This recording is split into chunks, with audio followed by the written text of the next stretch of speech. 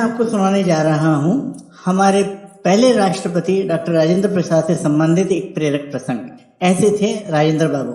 ये घटना भारत के पहले राष्ट्रपति डॉक्टर राजेंद्र प्रसाद से संबंधित है। जितना सादा उनका जीवन था उतने ही वे सहृदय थे। एक बार विदेश यात्रा के दौरान उपहार में हाथीदांत की कलम दावत उन्हें मिली।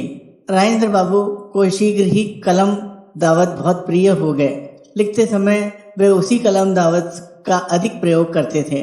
जिस कमरे में उन्होंने कलम दावत रखी थी उसकी सफाई का काम उनका प्रिय सेवक तुलसी करता था।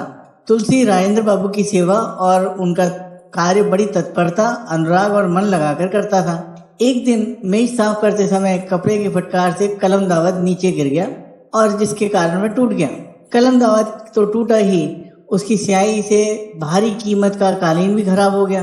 राजेंद्र बाबू जब अपने कार्यालय में आए तो कलम दावत को टूटा हुआ देखकर समझ गए कि तुलसी से ही ये दावत टूटा होगा। उन्होंने अपनी नाराजगी प्रकट करते हुए सचिव से कहा, ऐसे आदमी को तुरंत बदल दो। सचिव ने आदेश के अनुसार तत्काल तुलसी को वहां से हटा दिया और राष्ट्रपति भवन में दूसरा काम दे दिया। उस दिन राजेंद्र बाबू काम तो करते रहे, आने जाने वाले अतिथियों से भी मिलते रहे, किंतु उनके मन में खलबली मची रही कि आखिर एक मामूली सी गलती के लिए उन्होंने तुलसी को इतना बड़ा दंड क्यों दिया। उनको बार बार लग रहा था कि इस तरह की घटना तो कितनी ही सावधानी बरतने पर भी हो सकती है। शाम को राजेंद्र बाबू को जब फुर्सत मिली, उन्होंने अपने सचिव से कहा, तुलसी को बुलाओ। तुलसी को बुलाया गया। उसे डर लगा कि कहीं कोई और विपदा तो नहीं आने वाली है।